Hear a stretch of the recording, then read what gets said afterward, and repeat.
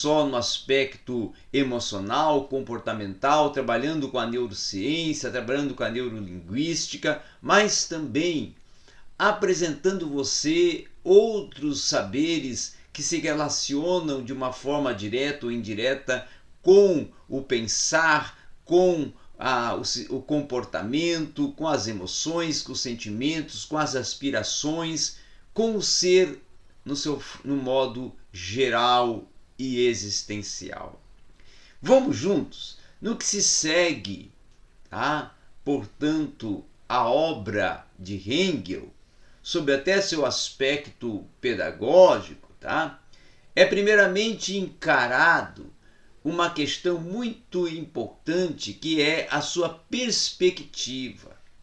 A perspectiva que Hegel dá para, vamos dizer assim, a sua proposta, o seu aspecto pedagógico, é uma perspectiva de teoria e de conceito educacional, tá? É uma teoria da educação que não vai só tratar de uma decisão preconcebida, né? De uma decisão já formada, já arquitetada e arbitrária, mas sim em detrimento de um conteúdo que ele vai ser, na verdade, uma proposta de desenvolver um olhar para o texto e para a interpretação do texto com maior meticulosidade, com maior aferição, e com isso ele vai trabalhar, ao contrário, apenas, vamos dizer assim, encarando a educação de uma forma que as condições de apreciar, as condições de olhar, de interpretar, de fazer a reflexão, é típica, certo, de uma ação educativa, uma ação construtiva, que nas circunstâncias da existência educacional, ela pode ser modificada conforme a proposta que vai surgindo a partir do elemento pensar, a partir da reflexão. Então a participação de Hegel vai ser uma participação de dispor a imagem de conjunto dos diferentes ângulos, tá? A partir do que é visto até da conceituação do Bilton, tá? Tanto no seu aspecto natural, como no seu aspecto também intelectual e também, claro, moral e cultural. E é preciso ir muito além dessas questões de fontes, dessas questões de fundamentação, não só textual, conceitual, epistemológica, trabalhando com a questão também da filosofia da educação, da estética e da filosofia da religião, mas ir entrando também na lógica, tá? A paideia grega sobre o princípio da cultura, vamos dizer assim, típica dos tempos modernos, em todos os casos, ela é provedora, vamos dizer, de questões distintas do pensar e do desenvolvimento conceitual e da filosofia hegeliana, tá?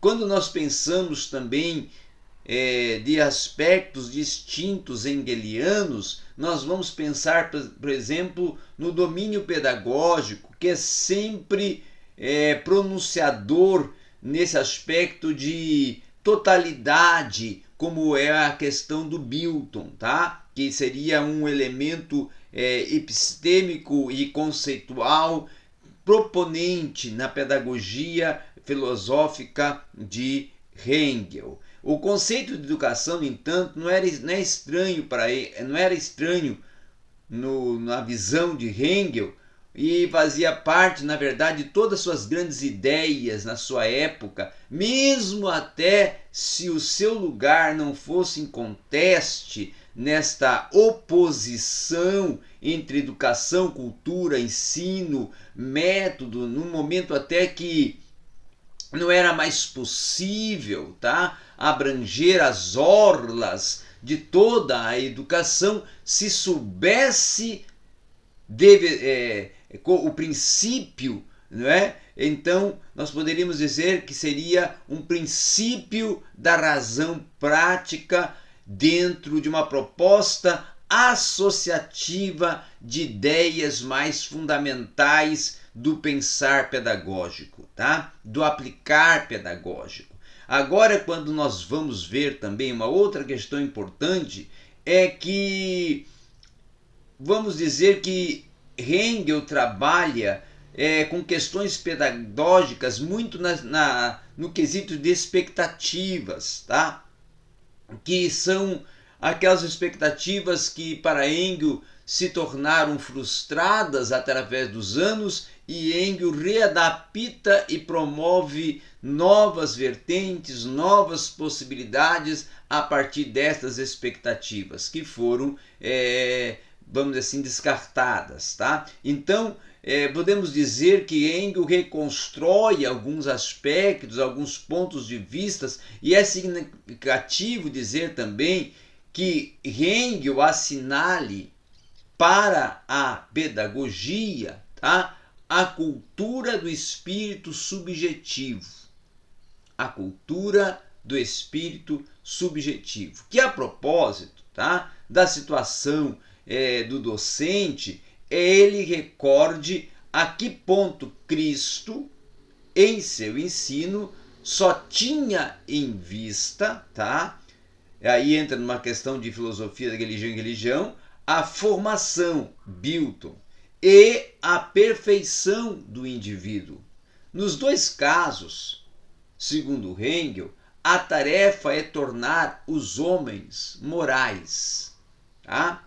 Por conseguinte, a pedagogia considera o homem como um ser natural e mostra a via para fazê-lo renascer, transformar as suas primeiras naturezas numa segunda, que é, nesse caso, a espiritual, de tal modo que esse elemento espiritual se torne para ele um hábito. E por essa via, o ser humano vai tomar posse do que ele tem por natureza, e assim e se torna o espírito. Mas para chegar a esse aspecto, a esse sentido, a essa condição, é preciso inicialmente a singularidade da vontade, que se ponha a tremer nesse aspecto. É preciso até que sobrevenha, não é, o sentimento da nulidade, vamos dizer assim, do egoísmo e o hábito da obediência, tá? No interesse até da sua própria educação, o homem deve, nesse aspecto, aprender a renunciar às suas representações puramente nesse aspecto subjetivas e acolher os pensamentos de outrem, se é certo que esses são superiores aos dele. Um outro sentido e aspecto também é que não convém permitir que o homem se entregue simplesmente ao bel prazer e que deixe as portas inteiramente abertas ao arbítrio, tá? Então, tal capricho para Hegel, que nele vai conter vamos dizer assim, o germe do mal, deve mesmo ser quebrado pela disciplina, e é em consideração a essa tarefa do quebrar que é preciso compreender a passagem do amor natural na família ao rigor da imparcialidade da escola, onde a criança não é somente amada, mas também criticada, julgada segundo as determinações universais. Então, por conseguinte, a escola se funda na vontade comum,